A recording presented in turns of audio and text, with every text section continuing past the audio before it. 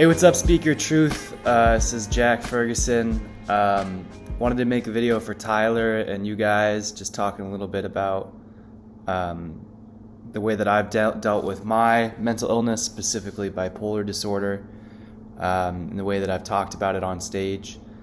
I think it's a really good mission that you guys have in destigmatizing mental health stuff. For me, being bipolar and talking about it on stage, initially it was definitely a very intimidating thing to do because I thought, people would judge me and stuff like that.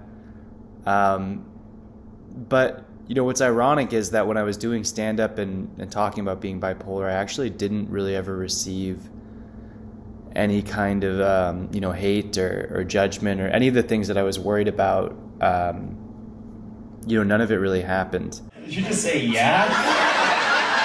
It's the doctor who diagnosed me. I tell girls I'm bipolar when I'm dating, though, which is interesting because sometimes they'll think it's a red flag, Can you stop saying yeah? You don't need to agree with the jokes. Like, I'm not talking just to you, I'm just assuming that you are here, No, but I'll tell girls that I'm bipolar, and some of them will think it's a red flag. But some of them won't, and that's a red flag for me. I'm not trying to date a thrill seeker, right? It was kind of a freeing experience because I realized that, people, at worst, people just don't really care. People aren't going to treat you differently. And then there were also people who, I think would come up to me after shows and things like that and be really happy or talk to me about their experiences or talk to me about the things that they've, things that have happened to them with, psychosis or depression, things like that. So, not that I really know anything, but I would say I would advocate for anyone out there who has mental illness to be open about it and to not have any shame around it, because I think the more that you, or the less that you hide from the world, the less pain you're going to feel inside. So, or at least that's been my experience. Anyways, shout out to Tyler, shout out to Speak Your Truth. I think you guys are doing a great thing, and hell yeah. Hi everybody, Dominic, DeLaney here. Very excited to be a part of Speak Your Truth again this year, and I have some new songs to share with you guys. This first one is called Off the Floor.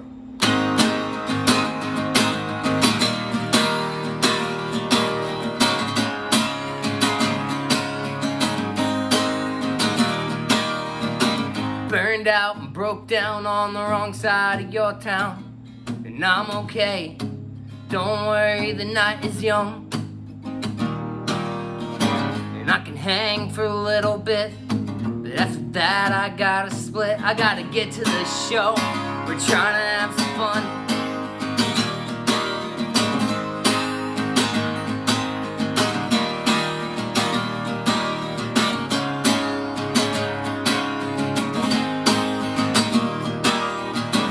Turn up with a turnout in the dark corner back lounge, and I'm okay, but I think it might be getting late,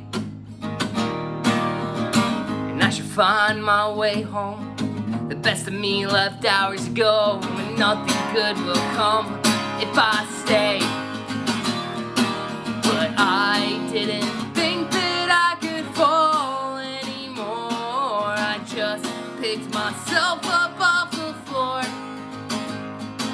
I find myself asking what I'm doing this for. I just picked myself up off the floor.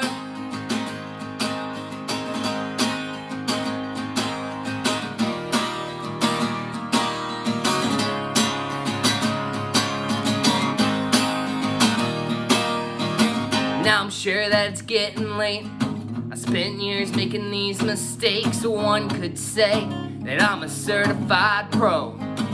And I stumble every now and again, and I lean on my love and my friends. I should really thank you all for helping me grow. But I didn't think that I could fall anymore. I just picked myself up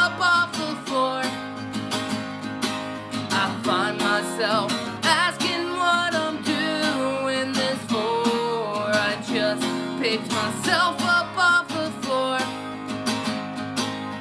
Now, as I'm laying on the ground, I'm trying to navigate these thoughts through these sounds.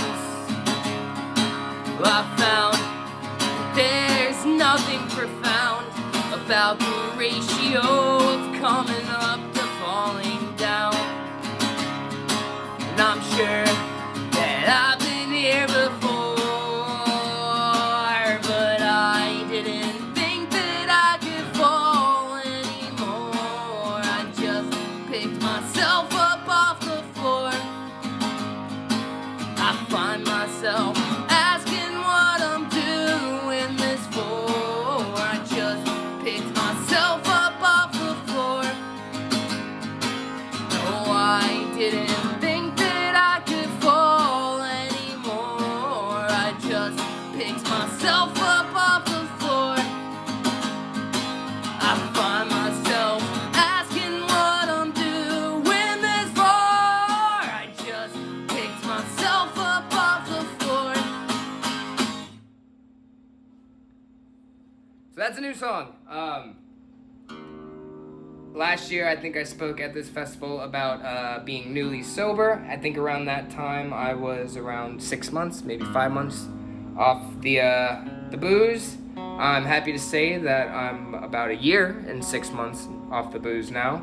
And that's been an interesting adventure. That song is kind of about that experience of getting sober and changing arguably the worst quality of yourself, but still having other qualities to work on. So that's a new song. It's going to be coming out on the next album, which should be out sometime next year.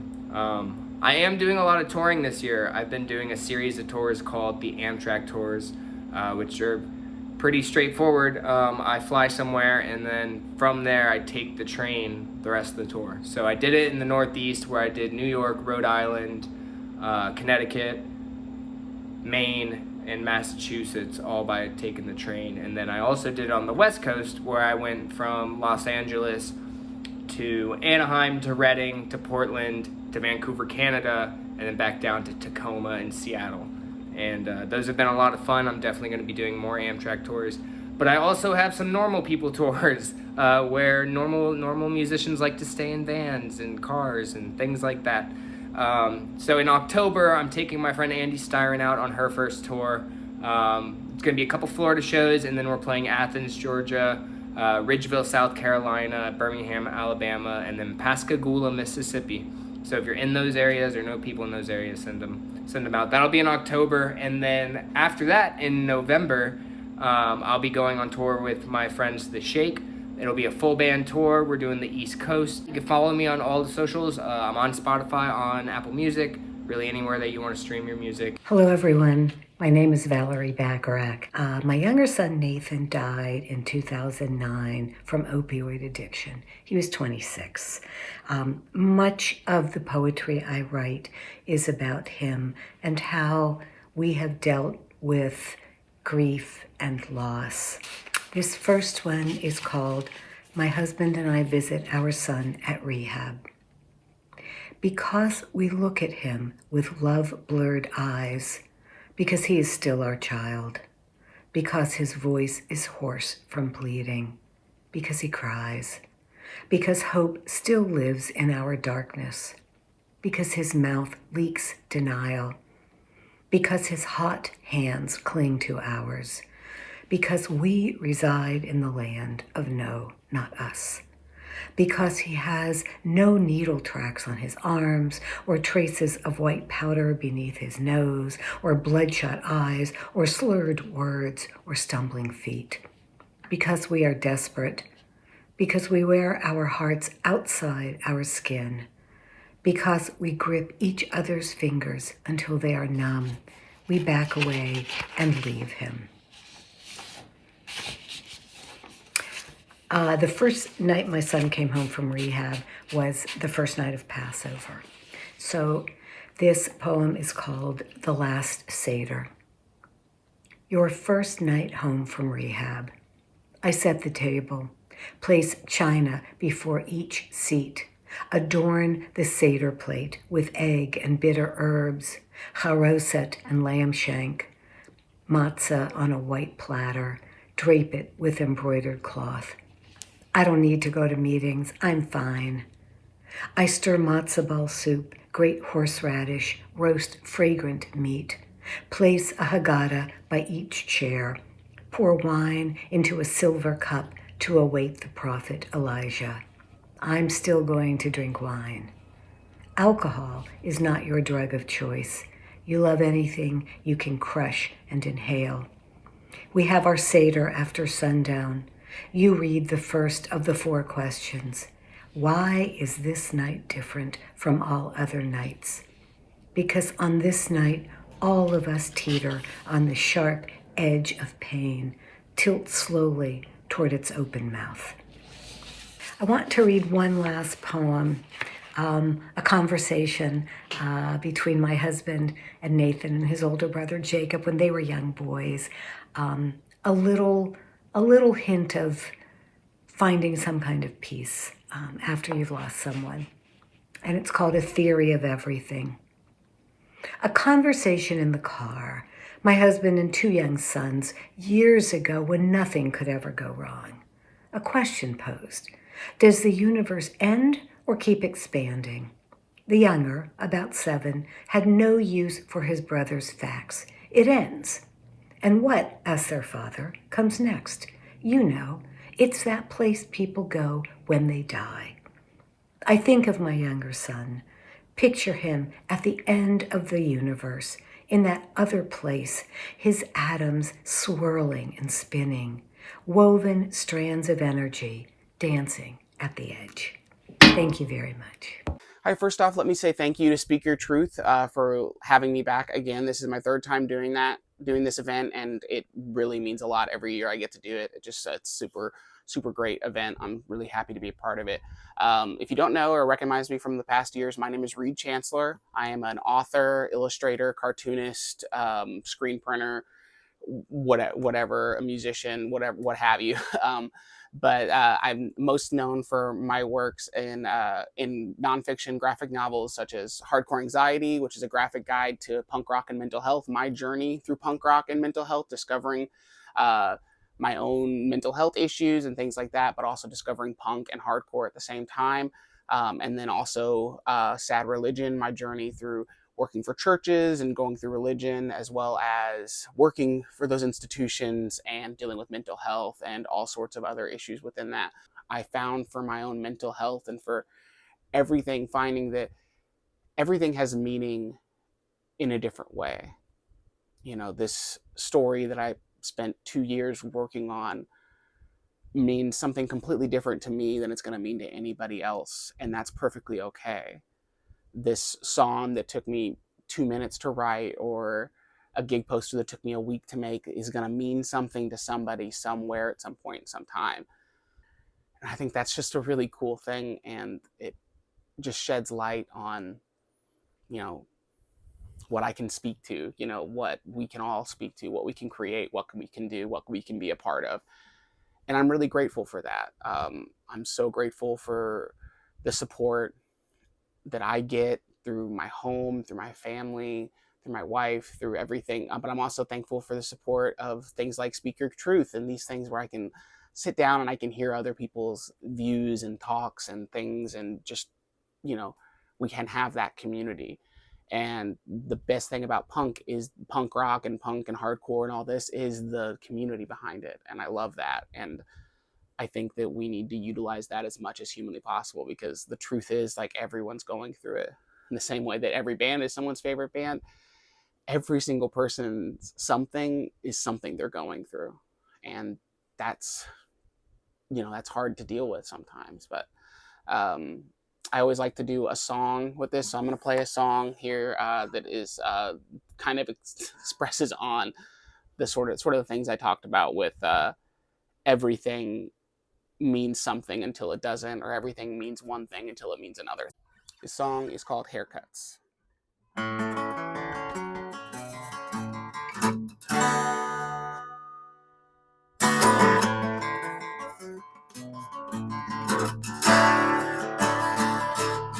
Best thing about my skateboard is that it controls my emotions.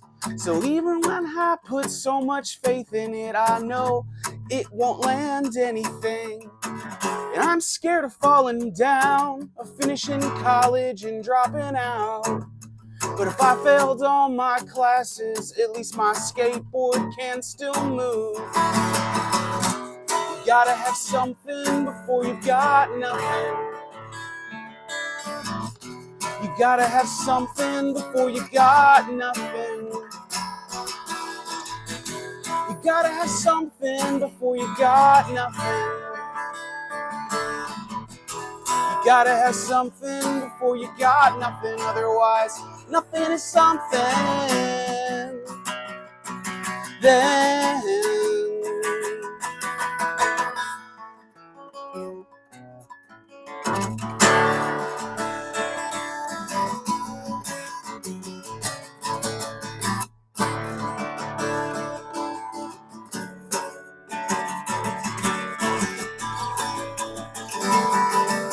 the best thing about my haircut is that I always cut it too short.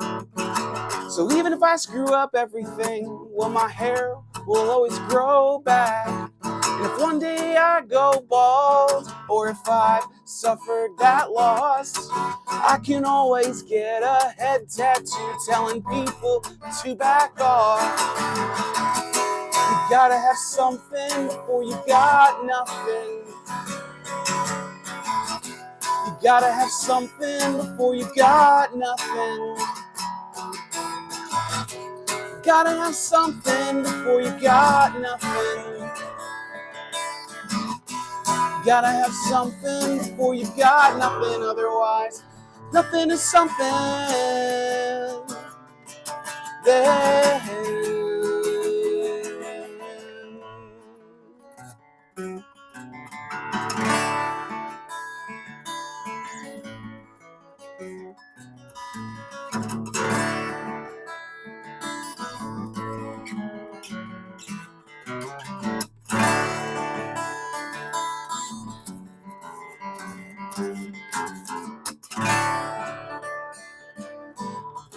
you gotta have something before you got nothing.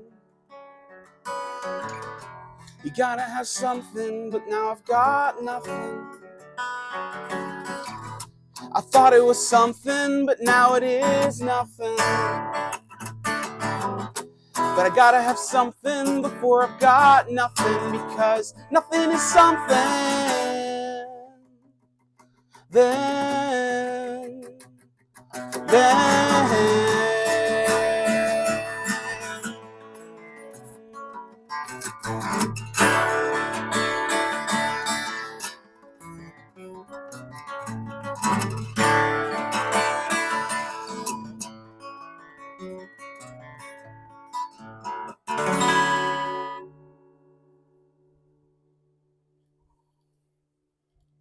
Hey everybody, this is Dr. Tyler Calabrese with Speak Your Truth, and we have a very special guest with Mr. Matt Hawkins, the comic writer, president of Top Cow.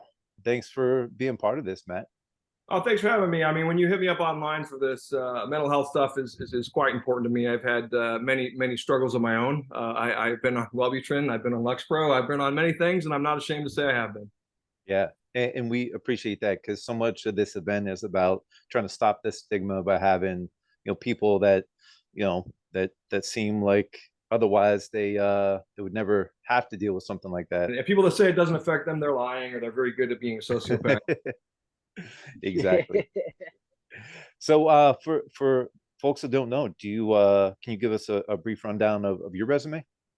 I have a very strange resume. I believe it or not, I have a master's degree in physics from UCLA. I graduated in '93. Started in comics in April of '93, so I was still finishing up my master's when Rob Liefeld hired me.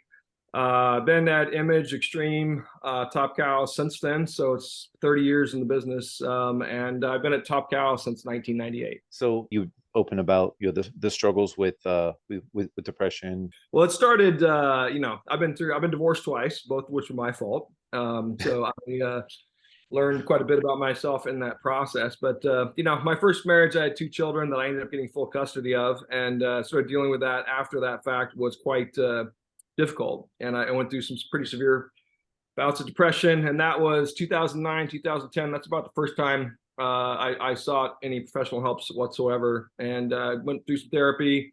They put me on, I think it was Wellbutrin back then, just Wellbutrin. Took that for a while. I felt fine, felt better, you know, got into the exercise, got back into my regular routines, and I was fine. Flash forward about a decade, I was married again. My second wife and I got split up, and she was very involved in a lot of drugs, and that stuff was not good. And I'd gotten peripherally involved in some of it and directly involved in some of it.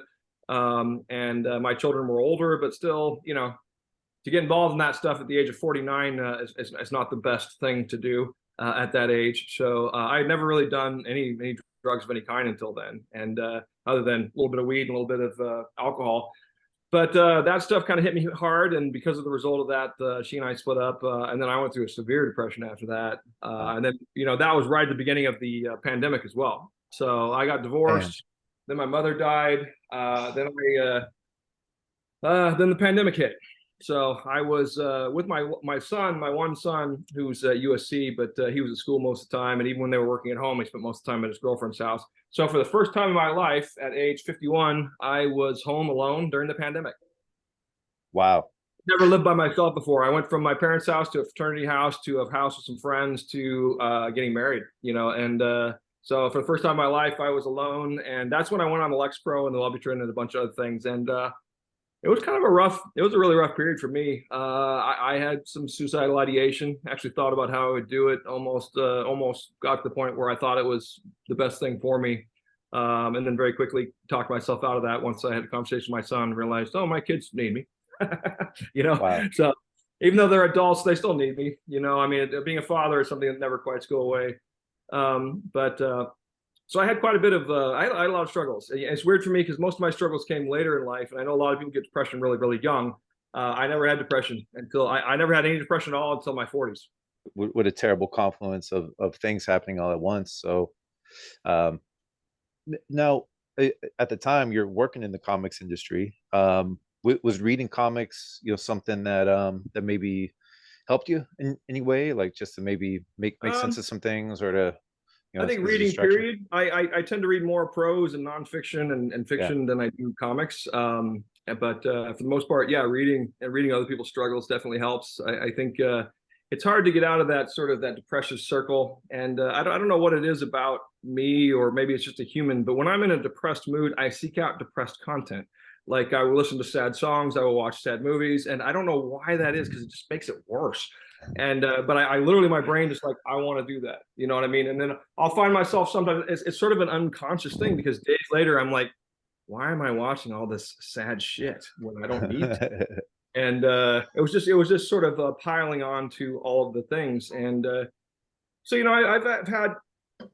I've had some interesting struggles. You know, one of the biggest struggles I've actually had was, you know, my sons are half Asian, so they're not white. And okay. I've actually seen racism levied against my children. And I got to tell you, that is probably the only way I think a white man can experience racism for real, is seeing it through the lens of their own children and how bad that affects them. And it devastated me. And I didn't know what to do. And it was such an eye-opening experience to me that, yeah.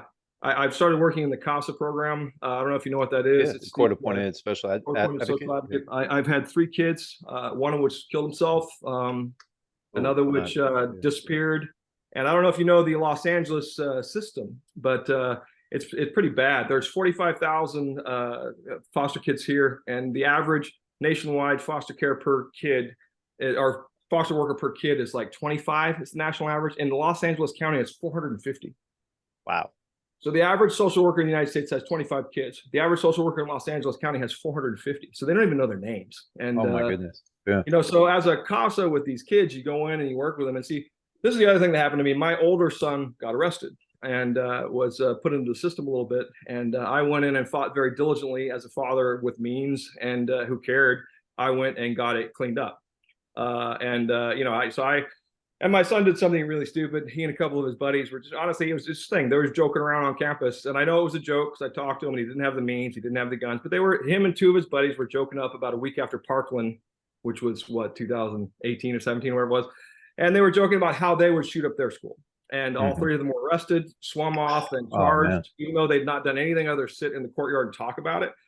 Some girl went and reported them and told them that they had guns and exaggerated. And then, I was at a comic book convention, and my wife at the time called and said, the police are search warranting our house. And I'm like, what? And, as a guy who I've never even been arrested, I mean, I've been pulled over times for parking tickets and had parking tickets, but I've never been arrested. I've never had a real interaction with the police. And here suddenly, the cops are in my house. And I went and I came back and went and dealt with all the stuff and didn't see my son for a week, which was frightening. He was 17 at the time, so it wasn't like he was a little kid, but still, that's devastating for a kid. Yeah. The long point of this is 44 days later, his record was completely clear. I had expunged, cost me $44,000. But in that process, I saw 2,000 other kids in the system who had no one. Who didn't have the I went and saw my son. Support. I went and saw my son every chance I could when there was Visitors Day, and I walked into this place, and there's 2,500 kids at this school, and there was me and like 4 other women for Visitors Day, and that was it. Wow. I mean, and the stat in LA County is pretty insane. Like 1 in 2 of foster kids from age 18 to 21, and this is a legit stat. You can look it up. Is either dead, in jail, or homeless.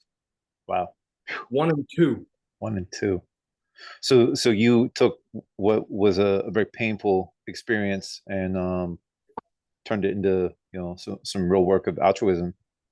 Well, it's I don't currently have a kid because I've had 3 in a row that one died, one disappeared, and one just didn't want to be involved anymore. So I had sort of 3 interesting experiences with it.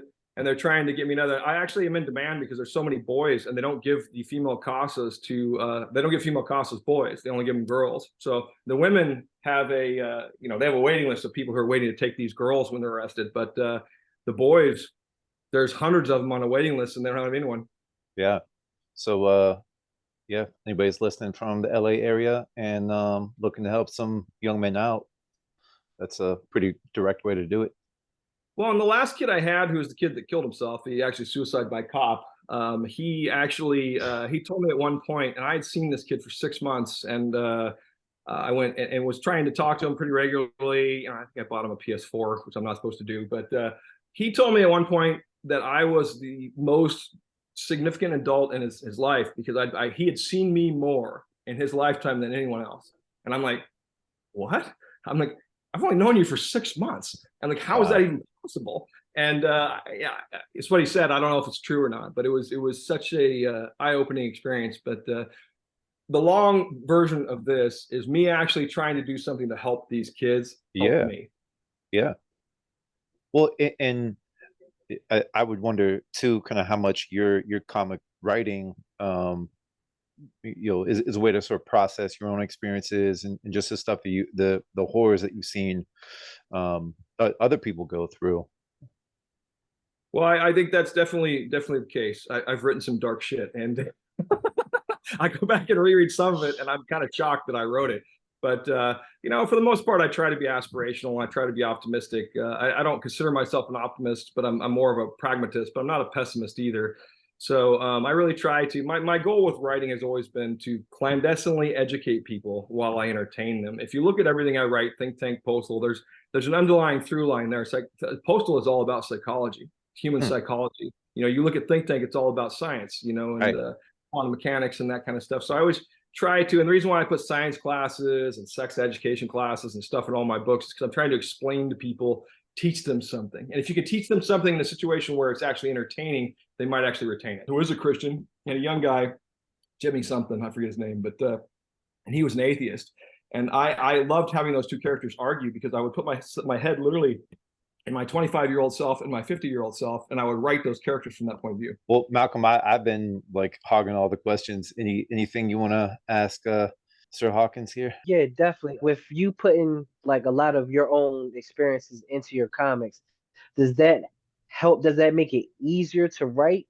Because you know you're using your own experiences, or does that make it harder because you have to draw up, you know, those old feelings or things that, you know, dark times in your life that you have to bring back up?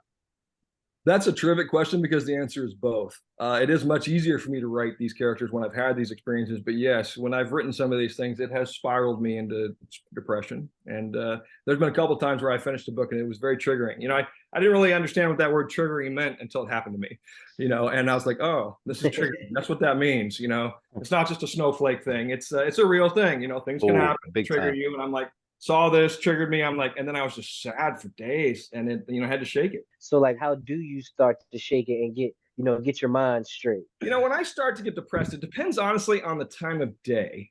And I know that sounds weird, but if it's in the morning and I wake up and I'm depressed, I'll hit the gym. I'll go for a run. I'll hit the gym, and that makes it go away. Honestly, a little physical activity, and I'm fine afterwards. If it's anything later in the day, I can't do it, and because I'm busy or I got other things going on. At that point, I have to make a decision. Well, I tell you, Matt, this is a real pleasure. You were a sweetheart hopping on this call and engaging with the fan. You know, that's like the mark of a real you know, a real gentleman. Well, I would say just a parting thought for people: if you're suffering from depression, get the help. You need it. It's sometimes impossible to do on your own. I've been using Talkspace off and on for 4 or 5 years, and I found a guy on there I really like, and I've texted that guy sometimes at 4 in the morning, and he happened to be up because he's on the East Coast, and I was able to hop on and have a discussion, and that was, you know, maybe after being up all night. So it's you know, having those kind of things, and you know, honestly, the girlfriend I have now is not honestly is an older choice, like a more mature choice. You know, I didn't pick the 35-year-old little hot Asian girl like I did for my second wedding. You know, second marriage. So finding, you know, I went and found myself a woman my age who had a good job, who had her shit together, and it's amazing how when you have a productive partner that's got her shit together, it makes a world of difference. Yeah, and Malcolm and I, we're both blessed with great wives as well. So thank you so much. This was just absolutely perfect. All good, thank man. you.